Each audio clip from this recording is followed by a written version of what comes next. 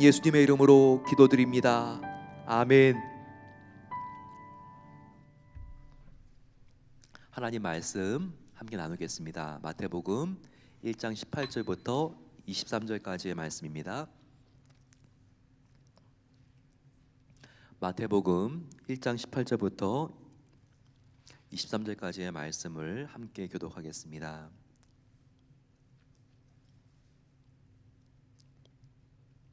예수 그리스도의 나심은 이러하니라. 그의 어머니 마리아가 요셉과 약혼하고 동거하기 전에 성령으로 잉태된 것이 나타났더니 그의 남편 요셉은 의로운 사람이라 그를 드러내지 아니하고 가만히 끊고자 하여 이 일을 생각할 때 주의 사자가 현몽하여 이르되 다윗의 자손 요셉아 내 아내 마리아 데려오기를 무서워하지 말라. 그에게 잉태된 자는 성령으로 된 것이라. 아들을 낳으리니 그 이름을 예수라 하라. 이는 그가 자기 백성을 그들의 죄에서 구원할 자심이라 하니라. 이 모든 일이 된 것은 주께서 선지자로 말씀하신 말씀을 이루려 하심이니 이르시되 보라 처녀가 잉태하여 아들을 낳을 것이요 그의 이름은 임마누엘이라 하리라 하셨으니 이를 번역한즉 하나님이 우리와 함께 계시다 함이라. 아멘. 인간과 자연 세계에서 사랑만큼 감동적인 소재가 없습니다. 로마서 1장을 보게 되면 이상 자연 만물에는 모든 인간들이 알만한 하나님의 형상이 이상 자연 속에 하나님의 형상과 성품이 나타나 있다고 하는 말씀이 나옵니다.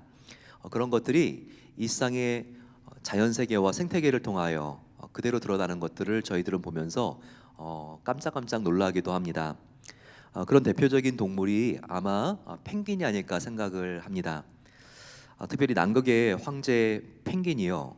참 보게 되면 이 남편과 그 아내가 함께 자녀를 기르는 펭귄 가족들의 모습이 가슴 뭉클한 감동을 줍니다. 엄마 펭귄이 먹이를 구하러 간 사이에 새끼를 남편 펭귄이 돌봅니다. 영하 60도, 오늘도 아주 춥지만 정말 추운 영하 60도 정도의 극한에서 이 자녀를 기르기 위해서 이 남자 펭귄은 아무것도 먹지 않습니다.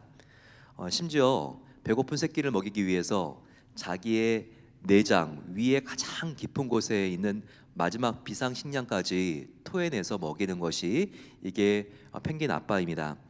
그러다 보면 한순간에 체중이 절반으로 줄게 됩니다. 아빠 펭귄은 엄마 펭귄이 되돌아온 다음에도요 기진맥진한 몸을 이끌면서 다시 새끼의 먹이를 구하기 위하여 집을 나갑니다. 하지만 대부분 먹이를 구하려고 나가다가 길에 쓰러져 죽게 되고 그 위에 눈이 소복히 쌓이게 됩니다. 어떻게 이렇게 누가 가르쳐준 것도 아닌데 정말 이런 자연 세계 속에 보게 되면 자녀를 사랑하는 모습들이 이렇게 배어 있을까요? 바로 그것은 그 피조물 안에 하나님께서 넣어주신 정말 기가 막힌 칩이 있기 때문이죠. 그게 기계적인 칩은 아니라 할지라도 정말 하나님께서 만드신 피조물 속에는 하나님의 성품의 흔적이 그대로 남아있기 때문입니다. 하나님은 자연 만물 속에도 하나님의 성품을 불어넣어 주신 사랑의 하나님이십니다. 그 완전한 하나님의 사랑, 특별히 성경에 어디에 잘 나타나 있습니까? 특별히 두 개를 보면 하나님의 사랑이 가장 농도 깊게 들어가 있는데요. 그 중에 첫 번째는 성탄입니다. 즉 성육신, 인카네이션의 사건, 죄 없으신 분이 우리를 위해서 극한까지 내려오시고 낮아진 사건 속에 얼마나 우리를 사랑하는지가 나타나 있습니다. 또 하나의 사건은 무엇일까요? 그것은 십자가의 사건입니다. 십자가에서 우리를 위해서 모든 것을 희생하신 주님을 생각했을 때 그 사랑이 가장 잘 나타나 있죠. 따라서 바로 부활절과 성탄절은요 하나님의 이와 같은 사랑을 가장 잘 묵상할 수 있는 그와 같은 절기입니다. 부활절과 그리고 또한 우리가 앞으로 한 주 뒤에 맞게 될 성탄절, 이 두 절기는요 나를 위하여 죽으신 하나님의 사랑을 가장 잘 묵상할 수 있고 또 나 같은 죄인을 위해서 가장 낮은 곳에 내려오신 그 하나님의 사랑을 묵상할 수 있으니 정말 하나님의 그 깊고 완전한 사랑이 무엇인지를 가장 잘 경험할 수 있는 시간입니다. 특별히 이제 한 주가 지나면 저와 여러분들은 하나님의 가장 깊은 사랑을 경험할 수 있는 1년에 두 개 중에 하나의 절기인 성탄절을 맞이하게 됩니다. 정말 이 날은 우리를 구원하기 위해서 소녀 마리아의 몸에서 온 우주를 창조하신 하나님이 태어나신 날입니다. 바로 이와 같은 성육신 사건을 통하여 하나님의 어메이징 그레이스, 위대한 놀라운 은혜와 사랑을 저와 여러분들은 경험할 수 있습니다. 그러면 이 성육신, 인카네이션은 어떤 사랑입니까? 이 성육신은요, 사랑하기 때문에 낮아지기를 자처한 사랑이라고 말할 수 있습니다. 특별히 덴마크의 기독교 철학자 소렌 키레코그가 있습니다.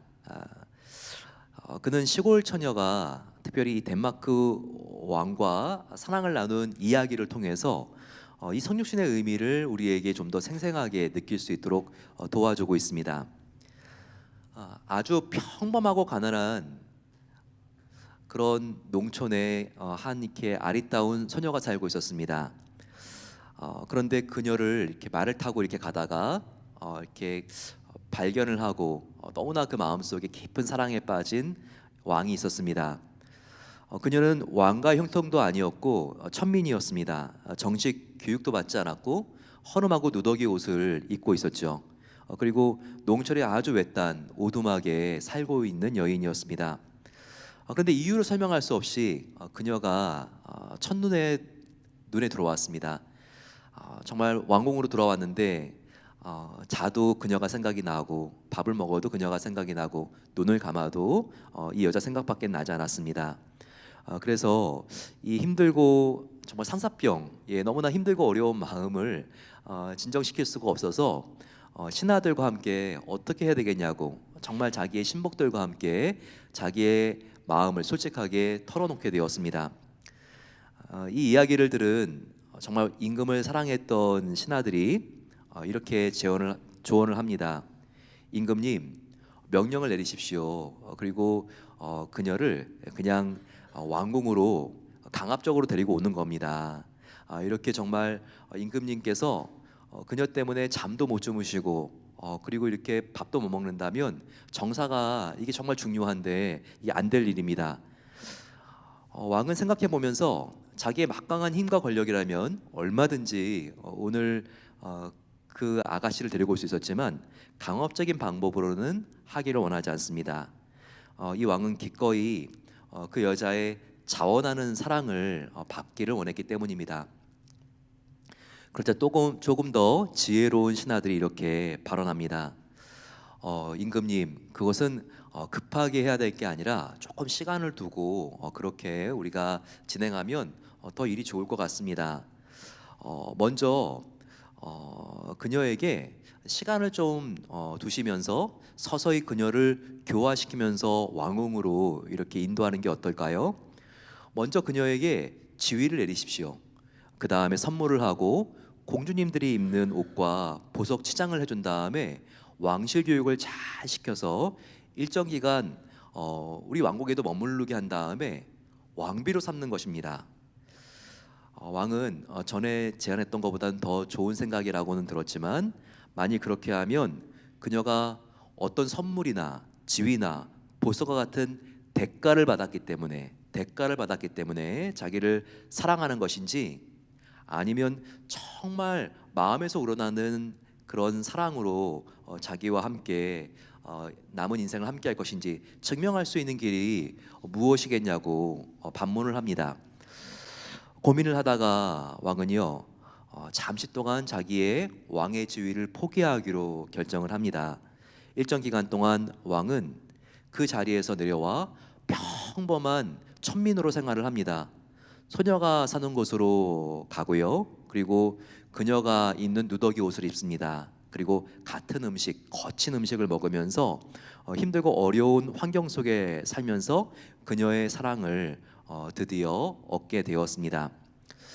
케르케고르는요, 이 비유를 통해서 하나님이셨지만 인간이 되신 예수님의 성육신 사건을 설명하는 겁니다. 사랑을 위해서 왕으로서 자기가 누릴 수 있는 모든 지위를 버립니다. 그리고 자기가 정말 인조이할 수 있는 모든 특권과 신분을 포기하는 그 이야기가 지금 여기에 담겨 있는 것입니다. 왕이 아무리 자기의 중요한 것들, 부귀영화를 포기했다 할지라도 이 세상에 가장 높으신 만군의 주님이시고 왕의 왕이신 그 하나님, 온 세상의 창조주이시고 온 만물을 다스리시는 바로 왕이신 하나님께서 이 낮은 땅 이 세상에 내려온 바로 그 사건과 비교한다면 이것은 아무것도 아니라는 것입니다. 이 놀라운 사랑에 대해서 제임스 패커 목사님은 이렇게 말하고 있습니다. 굉장히 바로 이 인간의 몸을 입고 오신 하나님의 성육신 사건을 생생하게 우리에게 알려주고 있는 대목입니다. 하나님이 인간이 되셨고 신의 아들이 유대인이 되셨다. 전능자가 무력한 인간 아기로 지상에 나타나셨다. 할 줄 아는 일이라고는 누워서 말똥말똥 바라보고 꼼지락거리고 소리를 내는 것뿐이었다. 다른 모든 아이처럼 누가 먹여주고 기저귀를 갈아주고 말을 가르쳐야 됐다. 바로 하나님을 말이다. 하나님의 아들이 실제로 유아가 되신 사건이다. 생각할수록 머리가 아찔해진다. 그 어떤 이야기도 이 성육신의 진리처럼 엄청난 사건은 없다. 정말 그렇지 않습니까? 하나님이 정말 인간이 된 것도 상상할 수 없는 일인데 가장 수동적인 그 능동적인 하나님이 수동적인 인간 아기가 되셨습니다. 바로 이와 같은 하나님의 자기 비하, 바로 이것은 저와 여러분들을 너무나 사랑하셨기 때문에 이렇게 내려오지 않고는 구할 수가 없어서 하나님이 이와 같은 선택을 하신 것이죠. 이 안에 얼마나 깊고 놀라운 하나님의 사랑이 담겨 있습니까? 특별히 오늘 본문은 하나님의 천사가 예수님의 부친 요셉에게 나타나 예수님의 탄생을 알려주고 있는 바로 그 부분입니다. 사실 요셉은요, 유전적으로 하나님의 바로 이 성육신 사건에 전혀 영향을 미치지 않았습니다. 인간은 정말 생식세포를 통해서 자손을 번식시키죠. 하지만 예수님은 인간의 정자가 아니라 성령으로 마리아의 몸에 잉태되었다는 것입니다. 마리아가 임신했을 때 요셉은요, 이미 마리아와 정혼한 상태였습니다. 우리가 지난 시간에도 함께 말씀을 나누었지만 정혼과 약혼은 다르다는 것이죠. 고대 사회의 정혼과 현대 사회의 약혼은 다르다는 겁니다. 이 정혼은요, 마치 오늘날의 약혼처럼 보이지만 법적인 구속이 완벽합니다. 즉 이스라엘은 약혼하면 법적으로 이미 결혼한 것이었습니다. 이것을 정혼이라고 했죠. 남자가 여자에게 특별히 그 집에 가서 부모님에게 신부지참금을 내기 때문에 이미 계약은 다 끝난 것입니다. 그래서 결혼할 때까지 잠자리만 함께 하지 않을 뿐이지 이미 약혼녀는 법적으로 신랑의 소유가 된 것입니다. 따라서 약혼한 상태에서 남편이 죽게 되면요, 그 정혼한 여자는 과부가 됩니다. 그러면서 그 다음 결혼하기도 굉장히 어려워지는 것이 그 당시의 사회 관습이었습니다. 그런데 오늘 18절을 보게 되면요, 이 정혼한 상태에서 마리아가 임신했다고 하는 표현이 여기 나와 있습니다. 신체상의 변화가 나타났다는 것이죠. 배가 불러왔다는 것입니다. 요셉이 이것을 목격했다는 거예요. 자기는 정말 정혼한 마리아와 잠자리도 한 번 한 적이 없는데 그녀의 배가 이게 임신한 배라는 것이 확실하다는 느낌이 들어왔을 때 얼마나 당황했을까요? 하지만 성경은 19절에 보면 이렇게 나와 있죠. 그의 남편 요셉은 의로운 사람이라 그를 드러내지 아니하고 가만히 끊고자 하여 라고 나와 있습니다. 요셉은 의로운 사람이라서 마리아에게 곤란한 일을 뭔가 만들어주기를 원하지 않았습니다. 그래서 조용히 파혼하기로 요셉은 결정한 것입니다. 그런데 이 결정을 하고 혼란스러운 심정으로 너무나 마음이 힘들고 허탈한 상태에 누워 있는 요셉에게 바로 하나님의 천사가 나타난 것이죠. 그러면서 마리아가 임신한 그 태의 비밀을 이제 요셉에게도 알려줍니다. 그러면서 지금 마리아 뱃속에 있는 것은 태아가 아니라 바로 성령으로 잉태된 하나님의 아들이라고 하는 이 신비스러운 뉴스를 알려주는 겁니다. 하지만 아무리 천사가 10명은 나타난다고 한들 초자연적인 방법으로 설명을 잘해준다고 해도요, 요셉의 상태는 정말 마리아를 안으로 맞아줄 수 없는 그런 상태였습니다. 왜 그랬을까요? 그 당시의 문화를 좀 이해해 보면 알 수가 있죠. 당시 팔레스타인 사회에서는요, 특별히 남자가 명예를 유지하고 그리고 수치를 당하지 않는 일을 굉장히 중요하게 생각했던 사회였습니다. 그러니까 체면 사회죠. 우리 한국 고대 유교 사회의 체면 문화보다 이 유대인들의 이 체면 문화는요, 한 10배는 더 높다고 생각하면 될 것입니다. 요셉은 이런 사회 분위기 속에서 살던 남자였습니다. 그래서 아무리 성령으로 잉태된 것을 요셉이 믿었다 할지라도 이 상태로 마리아를 안으로 맞이하면 어떤 결과가 생기는지를 누구보다 잘 알고 있었습니다.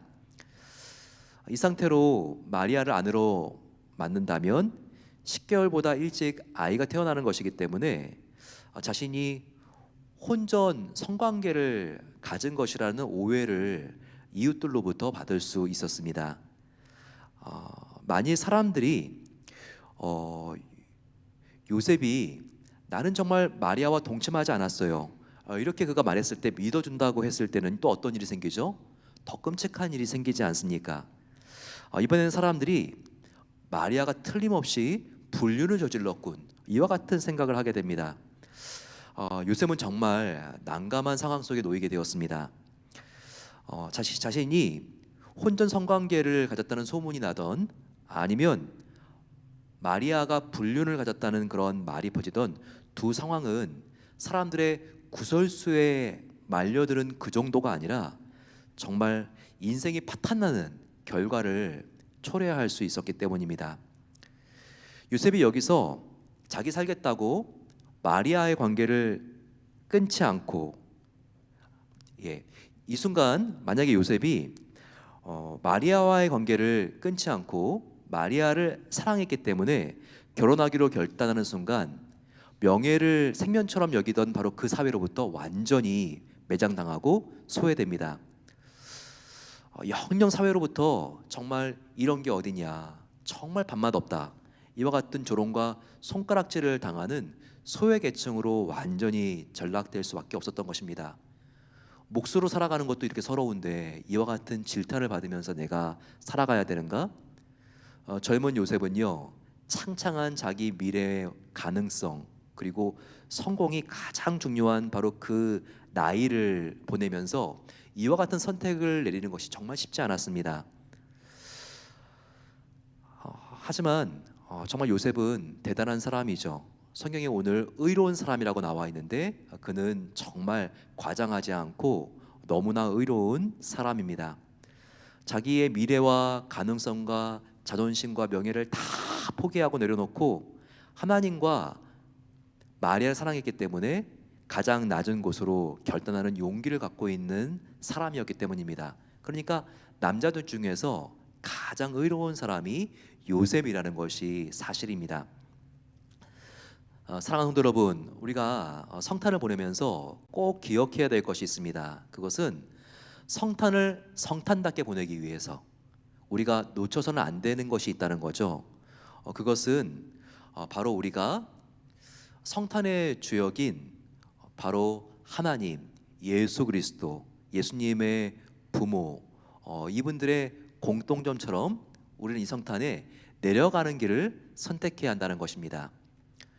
뭔가 이 성탄에 내가 더 높은 자리로 올라가야지, 나의 자존심을 세우고 그리고 주위 사람들보다 내가 더 편한 자리에 있기를 원하고, 이런 게 성탄이 아니라 성탄은 이 세상에서 떠드는 영화와 또한 매체와 광고와 달리 내가 주인이 되는 그런 시간이 아니라 주님을 주인으로 모시고 그분이 기뻐하시는 일을 행하기 위해서 우리가 내려가야 되는 바로 그와 같은 날이 성탄절이 되어야 한다는 것입니다. 이 성탄은 누구의 합작품입니까? 정말 자기 하나밖에 없는 아들을 아낌없이 십자가에서 깨뜨리기 위하여 보내주신 하나님, 그리고 하나님을 사랑했기에 이해가 되지 않아도 순종한 이 땅 가장 낮은 곳에 아기로 오신 예수님, 그리고 자기의 기득권들을 다 내려놓은 바로 요셉과 마리아, 이 내려온 사람들의 합작품으로 예수 그리스도가 성육신 되었다는 것입니다. 저와 여러분들이 함께 이 성탄을 생각하면서 안락한 천상 보좌를 버리시고 자원에서 이 땅 가운데 내려오신 용기와 결단이 있었던 주님, 그 모습이 내 안에도 있는가 우리가 돌아봐야 합니다. 한번 생각해 보시기 바랍니다. 우리가 부모로서 하나님과 같이 정말 하나밖에 없는 아들을 정말 그가 내려가기를 원했을 때 그 길을 우리가 마다하지 않고 축복해 줄 수 있는 거, 이것도 쉽지가 않습니다. 우리가 내가 내려가는 것도 어렵지만 내가 소중하게 생각하는 사람이, 나의 자녀가 낮은 길을 선택했을 때 그것을 하나님처럼 아쉬워하지 않고 축복해주고 응원해줄 수 있는 그런 부모로서의 마음이 있는가, 우리가 한번 돌아봐야 되겠죠. 나의 자녀가 결혼을 하려고 합니다.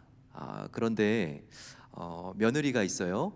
며느리가 될 사람이 이렇게 지금 좋은 가문, 좋은 학벌을 가진 그런 며느리를 선택해도 좋겠는데 정말 아들이 나는 신앙이 정말 중요하다고, 이렇게 믿음 좋은 여자를 내가 만나서 결혼하고 싶다고, 이렇게 지금 결단하고 데려온 그런 며느리가 이 세상적인 조건보다도 믿음이 좋은 며느리라면 우리가 함께 그것을 정말 축복해주고 기뻐해줘야 되겠죠. 제가 아시는 분 중에서 아들이 하버드를 나오고 그리고 그 하버드에 전교소가 들어갈 수 있는 트랙으로 이렇게 교수로, 의대 교수로 이렇게 발탁이 된 분이 계십니다. 그런데 그때 정말 어릴 때부터 신실하게 자랐던 그 아들이 내가 어머니 하버드 의대 교수가 되는 것보다 의료 선교사가 되는 게 자랑스럽다고, 나는 이 길을 좀 가면 안 되겠느냐고. 근데 정말 그게 마음이 너무나 힘들어가지고 하나님 앞에 간절히 기도하다가 하나님께서 평안을 주시고 너의 아들은 내 아들이기도 하다. 너의 아들이 원하는 길을 이렇게 가면 너의 아들에게 가장 행복한 일이 있을 거야. 정말 회개하고 그 아들을 정말 응원해주는 그런 부모님이 있었습니다. 이렇게 정말 그 낮은 곳에 사랑 때문에 내려가는 예수님의 모습, 그리고 또 그 낮아지기를 선택한 바로 그 자녀를 아쉬워하지 않고 정말 축복하면서 격려하는 하나님의 모습, 그리고 또 이 하나님의 아들을 받는 바로 인간 요셉과 마리아도 가장 지금도 낮아진 위치였지만 더 낮아지기로 결단하는 그런 모습 속에서 이와 같은 성탄이 이루어졌다는 것입니다. 이것이 얼마나 감사한가요?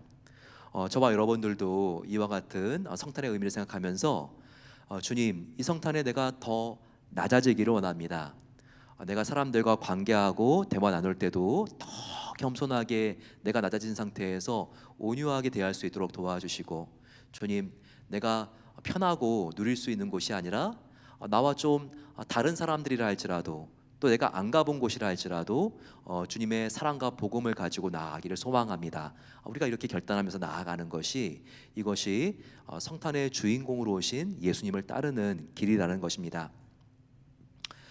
두 번째로, 첫 번째가 성탄에서 가장 중요한 것이 우리도 주님과 함께 낮아지는 길을 선택하는 것이라면, 두 번째로 이 예수님의 성육신 사건은 또 어떤 하나님의 사랑을 보여줍니까? 그것은 이 성육신 사건은 우리와 더욱더 가까워지고 싶어 하시고 함께 있고 싶어 하시는 하나님의 사랑이 이 안에 담겨 있다는 것을 우리가 알아야 합니다. 오늘 마태복음 1장 23절 보게 되면 지금 예수님의 아주 중요한 이름 하나가 나와 있습니다. 보라, 처녀가 잉태하여 아들을 낳을 것이요 그의 이름을 임마누엘이라 하리라 하셨으니 이를 번역한즉 하나님이 우리와 함께 계시다 함이라. 오늘 이 본문은요 내일 주일에도 조금 더 깊이 우리가 다룰 부분이기 때문에 이 부분은 저희들이 이렇게 내일도 이렇게 다룰 거기 때문에 깊이 다루지 않고 넘어가겠습니다. 내일은 요 원어에 대한 분석을 좀 이렇게 해드릴 예정인데요. 임마누엘, 이 뜻이 뭐죠? 하나님이 우리와 함께 계시다. 특별히 역사 속에서 지금 마태복음 1장에 나와 있지만 임마누엘이 처음 등장한 것은 이것은 바로 500년 전 이사 선지자의 예언을 통해서입니다. 하나님의 아들이 나올 것인데 바로 그는 임마누엘의 특징을 갖는 분이라는 것을 이미 예수님 태어나기 500년 전에 예언이 되어 있었습니다. 임마누엘, 하나님이 우리와 함께 계시다. 이 성육신 사건은 그런데 특별히 하나님이 인간의 몸을 입으시고 아기로 오시면서 우리와 함께 계시다라는 것을 보여주고 있죠. 하나님은 저 우주 안드로메다 행성 저 끝에 어디선가 그렇게 멀리 계신 분이 아닙니다. 근데 우리에게 그렇게 느껴질 때가 있죠. 특별히 구약 성도들에게 너무나 하나님이 멀었습니다. 가까이 가기에도 너무나 어려운 분, 제사장이나 1년에 한 명이 만날 수 있고 정말 그 근처로 그냥 물끄러미 성막을 향하여 바라봐야만 되는 그런 분이었죠. 그런데 이 하나님이 정말 우리와 함께 계시고 싶어서 내려오신 것입니다.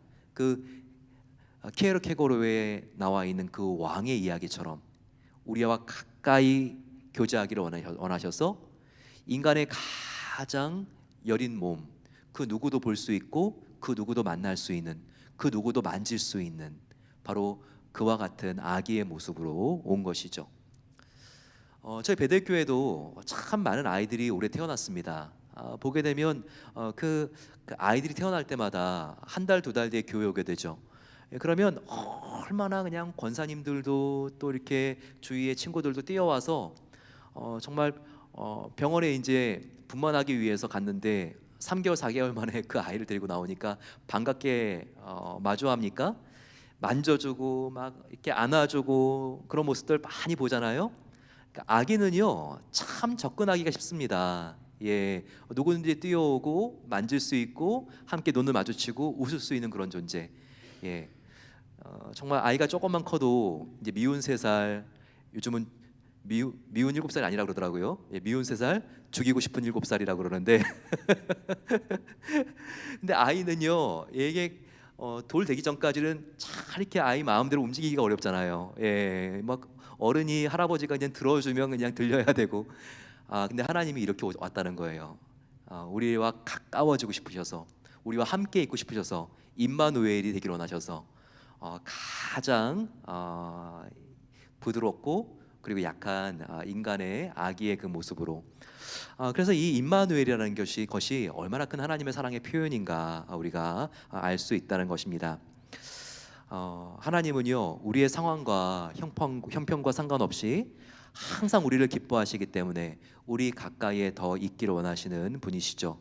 이와 같은 사랑하는 주님이 우리와 함께 하십니다. 이 성탄절 정말 하나님이 저희와 함께 한다는 것을 꼭 믿어야 되겠죠. 장애인들의 인생 이야기를 담고 있는 책이 있습니다. 거기 보게 되면 암에 걸려서 시한부 인생을 살고 있는 한 부인의 이야기가 나와 있습니다. 치료를 받기 위해서 병실에 누워 있는데 바깥에서 운동회가 열리고 있었습니다. 트랙을 100m를 장애인 아이들이 달리는데 한 아이가 달리는데 옆에서 한 엄마가 핸드백을 들고 함께 뜁니다. 그것을 이렇게 바라보면서 참 마음속에 감동이 왔어요.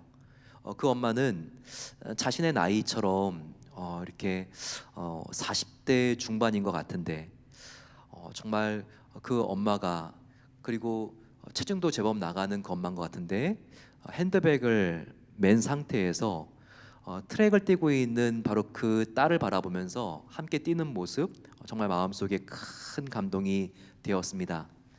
그 엄마는 뛰면서 딸을 향해서 그 장애인으로 자꾸 넘어지면서 다시 또 일어나고 또 넘어지면서 또 일어나고 이와 같은 딸을 향해서 딸아, 영아야, 멈추면 안 돼. 일어나 계속 달려야 돼. 이렇게 소리를 쳤습니다. 이런 소리를 들으면서 그 소녀는 비틀거렸지만 넘어지면서 다시 한번 일어나면서 앞을 향하여 나아갔습니다. 정말 이 엄마가 그녀에게 기대한 것은 우승이 아니라 완주였던 것입니다. 이렇게 소리를 크게 지르는 엄마 덕분에 결국 이 영아라고 하는 딸은 완주를 하게 되었습니다. 이것을 병실에서 물끄러미 바라보고 있는 이 40대 중년의 어머니, 그녀가 이 가슴 뭉클한 장면을 보면서 자기의 하나밖에 없는 아들에게 편지를 이렇게 썼습니다. 사랑하는 나의 소중한 아들아, 상황은 다르지만 지금까지 나도 너의 곁에서 함께 달리면서 너를 응원하는 인생을 살았지. 하지만 사랑하는 아들아, 이제 엄마가 암으로 이 세상을 떠나갈 날이 얼마 되지 않은 것 같다. 이렇게 암으로 장애인처럼 된 지금 이제는 너의 곁에서 달리는 것이 아니라 너의 경기를 관전하는 구경꾼의 자리에 설 수밖에 없는 내 모습을 바라보게 되면서 조금은 안타까운 마음을 갖는다.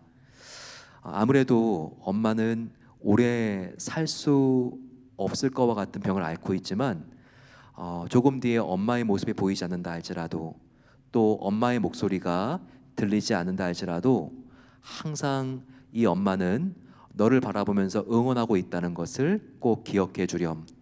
내가 너에게 바라는 것은 인생에서 우승하는 것이 아니라 완주하는 것이야. 엄마가 없더라도 너가 항상 엄마가 너를 지켜보고 있고 너를 위해서 응원하고 있다는 것을 생각하면서 다시 일어나 걸으면 되는 것이란다.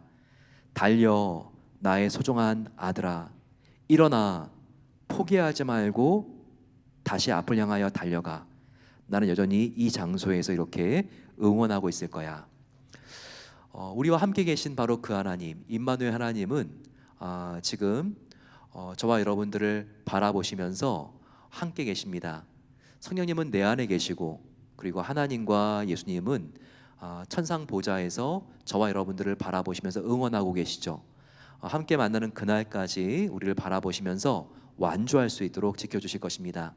우리의 남은 사명 다할 때까지 주님이 임마누엘로 나와 함께 계신다는 것을 믿으시고 더욱더 힘을 내어 앞을 향하여 전진하게 되시기를 축원합니다.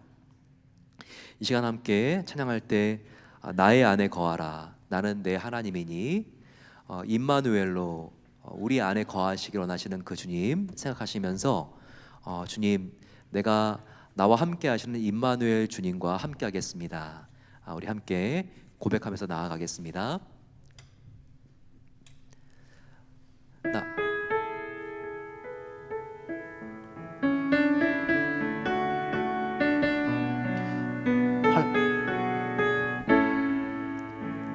나의 안에 거하라, 나는 내 하나님이니 모든 환난 가운데 너를 지키는 자라. 두려워하지 말라, 내가 널 도와주리니 놀라지 말라, 내 손 잡아주리라. 내가 너를 지명하여 불렀나, 너는 내 것이라, 내 것이라, 너의 하나님이라. 내가 너를 보배롭고 존귀하게 여기노라.